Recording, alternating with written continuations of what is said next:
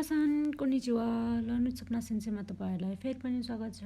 आज हामी लेसन 13 को मिनिङ र ग्रामरलाई हेर्नेछौँ। ज्या कोतोबा नो इमिकारा हाजिमास्यो।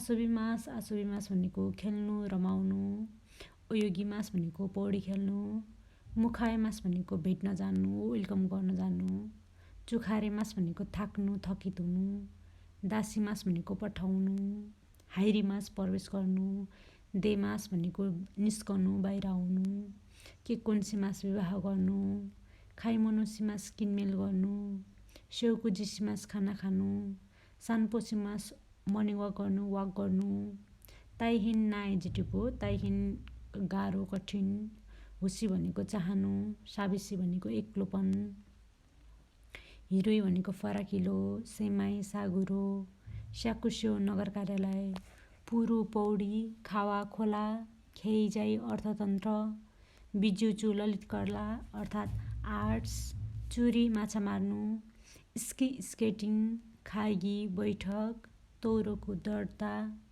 सुमाचु साताको अन्तिम, गोरो भनेको तिर अर्थात् बेला, नानीखा भनेको केही चिज, दोकोखा भनेको कहीँ कतै,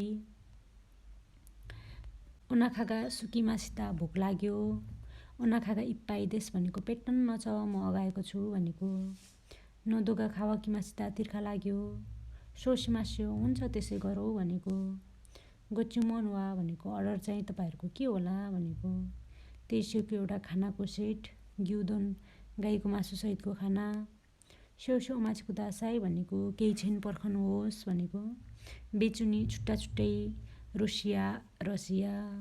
लेसन 13 मा भएको कोतबा इमीहरु यति मात्रै हो। अब चाहिँ हामी लेसन 13 कै बुनपोलाई चाहिँ हेरौँ है त। ज्या बुनपो मिमास्यो।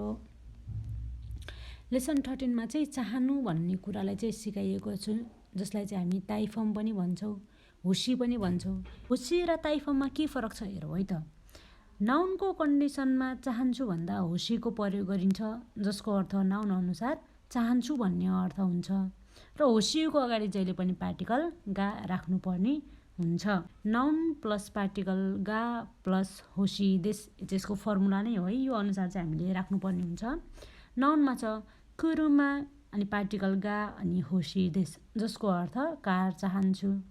यी देश भन्दा ईमा टुङ्गिने भएको कारणले यो इएजेटिभमा परिवर्तन भयो। इएजेटिभमा परिवर्तन भएपछि हामीले यसलाई प्रेजेन्ट नेगेटिभ पनि बनाउन सक्छौँ, जसले अन्तिमको ईलाई काटेर कुनाइ देश थप्ने।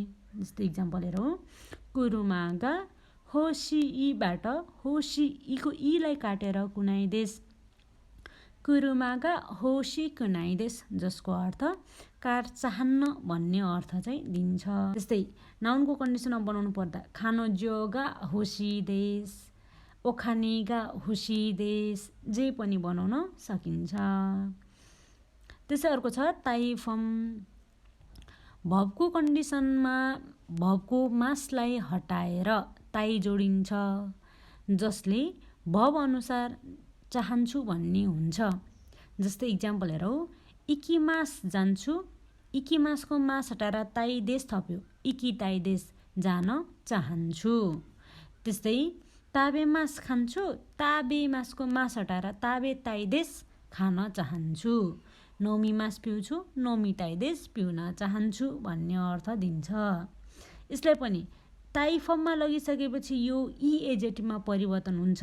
त्यसैले हामी फेरि यसको अन्तिमको ईलाई काटेर कुनै देश पनि थप्न सक्छौँ, जसले अर्थ चाहन्न भन्ने अर्थ पनि दिन्छ। जस्तै इकिमास जान्छु, इकी ताई देश जान चाहन्छु, इकिता कुनै देश जान चाहन्न भन्ने अर्थ पनि दिन्छ। त्यस्तै अर्को इक्जाम्पल हेरौँ, वातासी वा राइगेचु के कोन सिताई देश, म चाहिँ आउने महिना विवाह गर्न चाहन्छु। अब के कोन सिताई कुन हो त? के कोन सिमासबाट आइएको, त्यसैले के कोन सिमासको मासलाई हटाएर सिताई जोडिएको छ। यसरी चाहिँ हामीले भबको मासलाई हटाएर ताई जोडिन्छ भने यो चाहिँ ताइफममा परिवर्तन हुन्छ, जसको अर्थ उक्त भब अनुसार चाहन्छु भन्ने अर्थ चाहिँ दिन्छ। त्यसै अर्को नम्बरमा रहेको छ नि। भबको मास हटाएर नि जोडिन्छ भने भब अनुसार लाई भन्ने हुन्छ। यसको पछाडि अरू भवहरू पनि आउँछ भनेर भन्छ। हामीले पार्टिकल नि सात लेसनमा पनि पढेको थियौँ, जसको अर्थ लाई अनि बाट भनेर पनि भनेको हो। त्यो लाई र यो लाईमा के फरक छ भनेर भन्नुपर्दा त्यो चाहिँ हामी व्यक्तिहरूसँग प्रयोग गर्थ्यौँ, जसको अर्थ यो व्यक्तिबाट यो व्यक्तिलाई भन्ने अर्थ दिन्थ्यो भने यो वाला नि चाहिँ हामी भवको कन्डिसनमा त्यो पनि भवको मास हटाएर मात्रै प्रयोग गर्छौँ, डाइरेक्ट प्रयोग गर्न भने मिल्दैन। जस्तै हेर्नु त, ओसाकी ओ नोमी नि इकिमास, रक्सी पिउनलाई जान्छु। नोमी मासको मासलाई हटाएर नि जोडेर नोमी नि बनाएको छ। 13 मा भएको एकदम इम्पोर्टेन्ट ग्रामर यति मात्रै हो। तपाईहरुले लेसन 13 को रेन्सी एबिसीलाई गरेर चाहिँ लेसन 14 पढ्नलाई रेडी भएर बस्नु होला। मिनासन सायोनारा।